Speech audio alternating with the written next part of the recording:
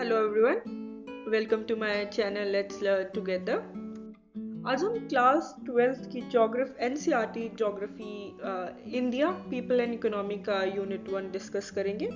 Unit 1 हमारा है population, distribution, density, growth and composition. ये यूनिट हम दो पार्ट्स में करेंगे। फर्स्ट पार्ट में हम डिस्ट्रीब्यूशन, डेंसिटी एंड ग्रोथ को कवर करेंगे और सेकेंड पार्ट में हम कंपोजिशन को कवर करेंगे। So let's talk about India's population first. According to 2011 data, India is the second most populous country after China with 1210 million population. But recently we came to know that India has surpassed China. Now, currently in 2023, India is the most populous country. If you write this in exam, you'll have to give the reference for both the years. India's population is larger than the total population of North America, South America, Australia put together. Next, sources of population data. Population का जो data है वो हमें कहाँ से मिलता है?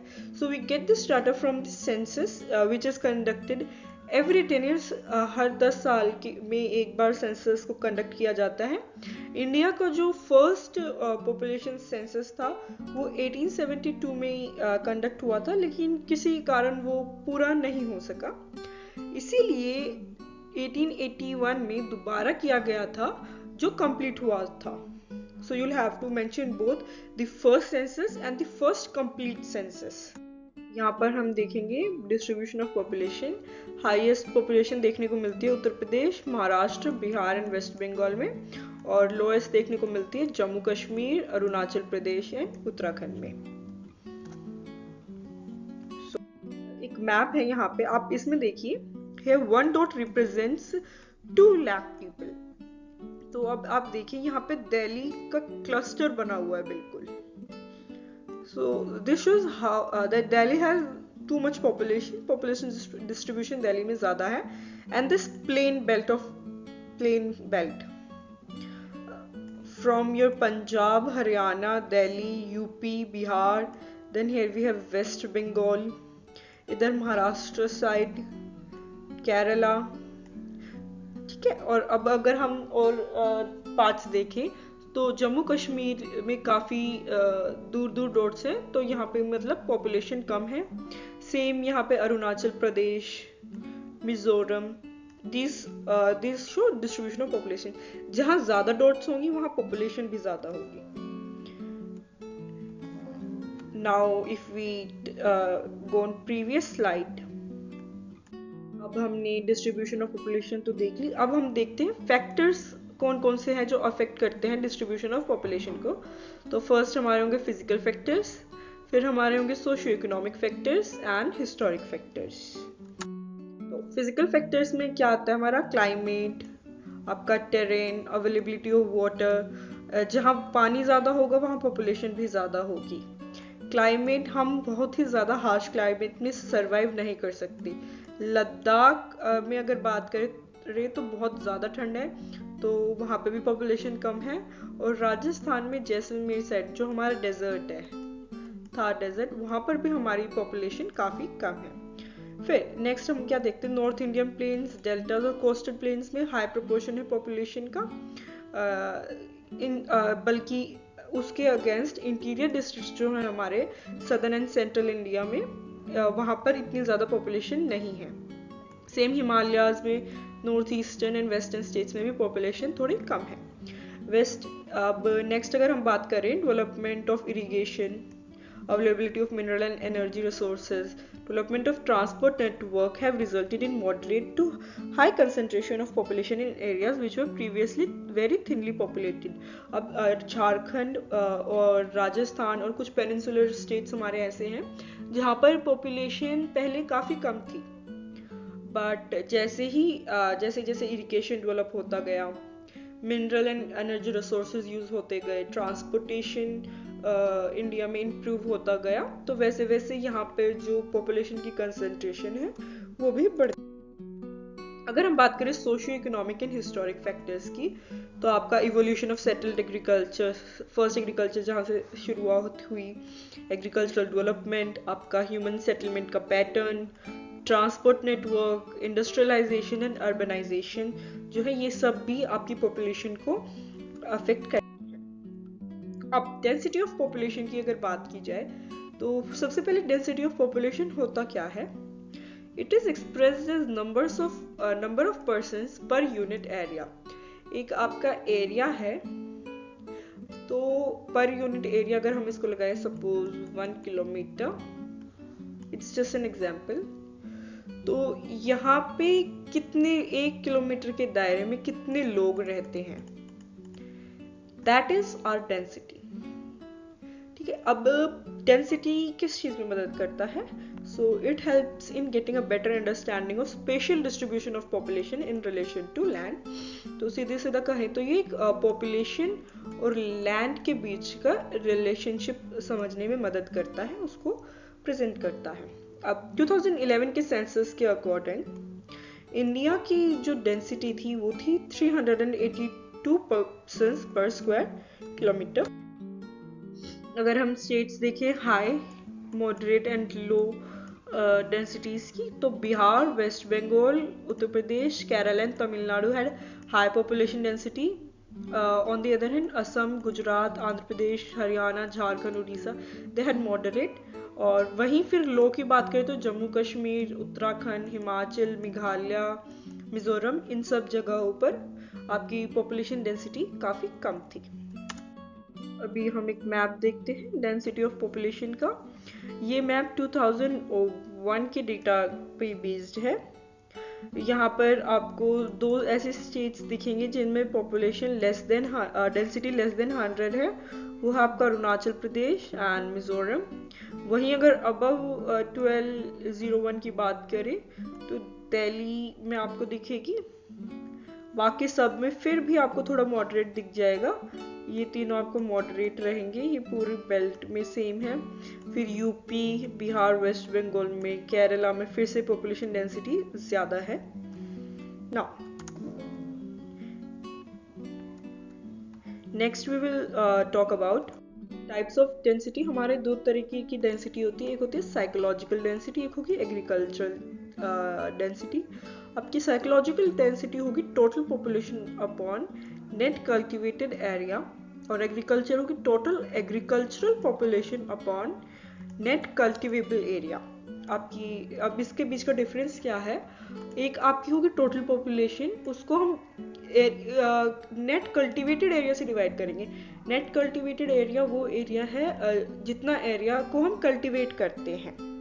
But agriculture density में क्या होगा? एग्रीकल्चरल पॉपुलेशन होगी जिसको हम नेट कल्टिवेबल एरिया से डिवाइड करेंगे। कल्टिवेटेबल एरिया वो होता है जो एग्रीकल्चर के लायक होता है, जिस पर हम प्रॉपरली एग्रीकल्चर कर सकते हैं। अब नेक्स्ट हमारा है ग्रोथ ऑफ पॉपुलेशन। तो पहले हम देखते हैं ग्रोथ ऑफ पॉपुलेशन है क्या। Growth of population is the change in the number of people living in a particular area between 2 points of time. आपका 2 पीरियड पॉइंट ऑफ टाइम लेंगे हम। सपोज आपका 2001 और एक आपका 2011। इस टाइम पीरियड में पॉपुलेशन में जो चेंज आएगा उसको हम ग्रोथ ऑफ पॉपुलेशन बोलेंगे। अब आपकी ग्रोथ जरूरी नहीं पॉजिटिव हो, आपकी ग्रोथ बोथ पॉजिटिव और नेगेटिव दोनों हो सकती है। It is expressed in percentage, इसको हम परसेंटेज में एक्सप्रेस कर। अब अगर हम कंपोनेंट्स की बात करें, कंपोनेंट्स ऑफ पॉपुलेशन ग्रोथ वो क्या है? एक होगा आपका नेचुरल, एक होगा आपका इंड्यूस्ड। नेचुरल में हम crude birth and crude death rate की बात करेंगे। इंड्यूस्ड में हम वही movement of people, that is migration. आपकी किसी भी जगह की पॉपुलेशन 2 चीजों पर डिपेंड करती है। एक आपका होता है बर्थ और डेथ रेट, कितनी वहां पे फर्टिलिटी और मोर्टेलिटी कितनी है वहां पे, और दूसरी चीज होती है माइग्रेशन। आपका माइग्रेशन है मूवमेंट ऑफ पीपल, कितने लोग वहां पर आ रहे हैं रहने के लिए और कितने लोग वहां से जा रहे हैं। नेक्स्ट अगर हम बात करें, एक आपका टर्म आएगा पॉपुलेशन डबलिंग टाइम। तो वो क्या है? सपोज किसी भी रीजन का अभी पॉपुलेशन जो ग्रोथ रेट है वो 1.2% है। ठीक है, अब इस 1.2 आपका ग्रोथ रेट है और आपकी पॉपुलेशन सपोज 1210 मिलियन है। हमने अभी 2000 इंडिया 11 वाला इंडिया का ही एग्जांपल लेते हैं। 1210 सपोज 1210 हमारी पॉपुलेशन थी मिलियन और हमारा ग्रोथ रेट था 1.2%। इस ग्रोथ रेट पर कितने टाइम में, कितने सालों बाद हमारी ये जो पॉपुलेशन है 1210 ये डबल हो जाएगी। उस टाइम पीरियड को हम पॉपुलेशन डबलिंग टाइम बोलेंगे। अब यहाँ पर हमारा पॉपुलेशन ग्रोथ का एक ग्रोथ ऑफ पॉपुलेशन का एक मैप गिवन है। ये भी 2011 सेंसस पर ही बेस्ड है। तो आप देखेंगे सबसे ज़्यादा ग्रोथ रेट जो है 25% से ज़्यादा देखने को कहाँ मिलता है, बिहार, अरुणाचल और आपका मेघालय में। वहीं अगर लोएस्ट की बात करें लेस देन 10%, वो है आपका नागालैंड और केरला। बाकी सब बीच में आते हैं आपके यहाँ पे 20 to 25, आपका 15 to 20% और ये आपका 10 to 15। नेक्स्ट, अगर हम देखें यहाँ पर आपको एक टेबल गिवन है डिकेडल ग्रोथ रेट्स। हर 10 साल में यहाँ पर 10 साल के गैप में कितनी ग्रोथ रेट हो रही है, ये टोटल पॉपुलेशन गिवन है हमारी और ये यहाँ कितना एड ऑन होता जा रहा है, कितना चेंज आ रहा है। अभी आप देखेंगे 1901 to 1911 तक में इंक्रीज हुआ था परसेंटेज 5.75। वहीं 1911 to 21 में हमारी जो पॉपुलेशन है वो ग्रोथ है वो रेट है वो नेगेटिव था। फिर 1931, 41 ऐसे ही आपको ये पूरा गिवन है। फिर उसके बाद से हमारा जो पॉपुलेशन ग्रोथ रेट है वो बढ़ता चला गया। यहाँ पर पॉपुलेशन ग्रोथ रेट का आपको फॉर्मूला दिया गया है, it is P2 minus P1। P2 आपका है पॉपुलेशन ऑफ प्रेजेंट ईयर, फिलहाल की जो पॉपुलेशन है, पॉपुलेशन ऑफ बेस ईयर, एक जो बेस ईयर हम मानकर चलते हैं उसको डिवाइड करेंगे हम और फिर 100 से मल्टीप्लाई कर देंगे टू गेट अ परसेंटेज। ये डेटा भी आपका 2011 सेंसस ऑफ इंडिया से लिया गया है। अब अगर हम बात करें पॉपुलेशन ग्रोथ की इंडिया में, तो 4 फेजेस पर हमें ये ग्रोथ देखने को मिलती है। फेज 1 है आपका पीरियड 1901 से 21 तक का। फेज 2 है 1921 टू 1951। फेज 3 है आपका 1951 टू 1981 और आपका फेज 4 है 1981 टिल प्रेजेंट। फेज 1 की अगर हम बात करें तो ये आपका पीरियड 19, जैसे मैंने आपको बताया 1901 टू 1921, इसको हम पीरियड ऑफ स्टेगनेंट और स्टेशनरी फेज ऑफ ग्रोथ भी बोलते हैं, क्योंकि पॉपुलेशन ना तो ज्यादा बढ़ रही थी ना घट रही थी, वो लगभग सेम चल रही थी, स्टेगनेंट थी, रुकी हुई थी। ग्रोथ रेट यहाँ पर काफी लो था और हमने पिछली एक टेबल में देखा कि 2011 से 21 का जो डिकेडल डिफरेंस था उसमें तो हमारा पॉपुलेशन जो रेट है ग्रोथ रेट वो नेगेटिव तक चला गया था। अब ये स्टेगनेंट क्यों था, ये इसको फेज को स्टेगनेंट क्यों बोलते हैं, ग्रोथ रेट हमारा लो क्यों था, उसका रीजन है हमारा जो बर्थ रेट है और डेथ रेट है वो दोनों बहुत हाई थे। अब फर्टिलिटी तो हो रही थी लेकिन मोर्टेलिटी रेट्स भी हाई थे और उसका कारण क्या है, पुअर हेल्थ और मेडिकल सर्विसेज, इलिटरेसी और insufficient distribution system of food. तो ये सारे जो फैक्टर्स है वो मिलकर हमारे बर्थ और डेथ रेट को अफेक्ट करते थे। नेक्स्ट अगर हम बात करें फेज 2 की, ये है हमारा 1921 टू 51। इसको हम period of steady population growth भी बोलते हैं। अब यहाँ पर क्या हुआ कि 21 के बाद धीरे धीरे थोड़ा सा ना चेंजेस आने लग गए कंट्री में। आपका थोड़ा सा हेल्थ और सैनिटेशन इंप्रूव हुआ, फिर आपका ट्रांसपोर्ट डेवलप हुआ, कम्युनिकेशन डेवलप हुआ। उससे क्या हुआ, हमारा जो मोर्टेलिटी रेट है उसमें धीरे धीरे मतलब कम होने लगा मोर्टेलिटी रेट, लेकिन हमारा बर्थ रेट तो हाई था ही।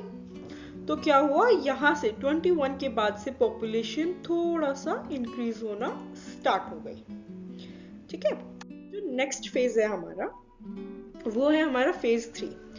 फेज 3 के दौरान फेज 3 आपका 52 टू 81, सॉरी 51 इधर है, ठीक है। इसको बोलते हैं पॉपुलेशन एक्सप्लोजन। इस पीरियड को, यहाँ पर जो पॉपुलेशन है वो बहुत ज्यादा तेजी से ग्रो होने लगी। आपका मोर्टेलिटी रेट बहुत स्पीड से नीचे आ गया, बट फर्टिलिटी रेट काफी हाई था। उस टाइम का जो ग्रोथ रेट था हमारा वो था 2.2%। अब ऐसा क्यों हुआ? इंडिपेंडेंस के बाद जो है गवर्नमेंट ने डेवलपमेंट एक्टिविटी स्टार्ट कर दी, एक सेंट्रलाइज्ड प्लानिंग प्रोसेस को अपनाया और इकोनॉमी ने भी इम्प्रूवमेंट स्टार्ट कर दी। उसकी वजह से क्या हुआ, लोगों का जो रहने की कंडीशन थी, लिविंग कंडीशन थी, उसमें भी काफी हद तक इम्प्रूवमेंट हुई, काफी लार्ज स्केल पे, जिसकी वजह से बर्थ रेट जो है वो तो हाई रहा, लेकिन हमारा जो डेथ रेट था ना वो कम हो गया, ठीक है। अब ये तो था आपका birth rate and death rate. अब जो है एक और फैक्टर है जिसने हमारा पॉपुलेशन एक्सप्लोजन को अफेक्ट किया, एंड वो था माइग्रेशन। अब 1947 में जब हमारा कंट्री को इंडिपेंडेंस मिली तो हमने देखा हमारे यहाँ से भी काफी लोग गए पाकिस्तान साइड, पाकिस्तान से भी काफी सारी ऐसी पॉपुलेशन थी जो इंडिया में माइग्रेट हुई। सेम फिर तिब्बत से काफी लोग इंडिया में माइग्रेट हुए, नेपाल से, बांग्लादेश, पाकिस्तान। तो उस माइग्रेशन को भी कंसीडर करें तो उसने भी पॉपुलेशन एक्सप्लोजन में अफेक्ट किया, पॉपुलेशन एक्सप्लोजन को और बढ़ाया। अब फेज 4 की अगर बात करें तो ये है पोस्ट 1981 टिल नाउ। अभी ग्रोथ रेट तो अभी भी हाई है, बट धीरे धीरे ना वो कम होने लग गया। लाइक 2.2 था ना वो उस पीरियड में, फिर धीरे धीरे अब ग्रोथ रेट तो अभी भी हाई है, बट वो क्या हुआ, थोड़ा थोड़ा डिक्रीज होना स्टार्ट हो गया है। ऐसे करंट अगर हम देखें तो इट वाज 1.2 और 1.1, शायद यही ग्रोथ रेट चल रहा है अब इंडिया का। क्रूड बर्थ रेट जो है उसमें हमें डिक्रीज मतलब कमी देखने को मिली। पॉपुलेशन ग्रो तो अभी भी हो रही है, बट वो रेट कम हो गया है। अब उसका रीजन क्या है, एक तो जो मीन एज एट मैरिज है उसको बढ़ा दिया गया है, ठीक है। अब पहले जैसे बाल विवाह हो जाते थे, बच्चों की जल्दी शादियां करा दी जाती थी, तो बर्थ रेट वगैरह भी उसी को जल्दी हो जाता था, बट अब मैरिज में भी डिले हो गया। फिर आपकी क्वालिटी ऑफ लाइफ जो है वो सुधर गई, वो इम्प्रूव हो गई। दूसरा था फीमेल पॉपुलेशन जो है उसकी एजुकेशन पे वर्क किया गया। तो इन सब फैक्टर्स को कंसीडर करें तो ये हमारा फेज 4 की। Thank you very much for being a patient listener, and this was all for part 1. Soon I'll be uploading a video for part 2 where we'll discuss regional variation and your rural, urban and linguistic composition of India. Please follow us on Instagram as well, where we upload different geographical and other social sciences concepts on daily basis. And subscribe to our YouTube channel and press the bell icon. And if you have any query or any problem regarding any geographical concept, you can drop a message in comment section, and I'll be trying to make a separate video for those and upload it. Thank you.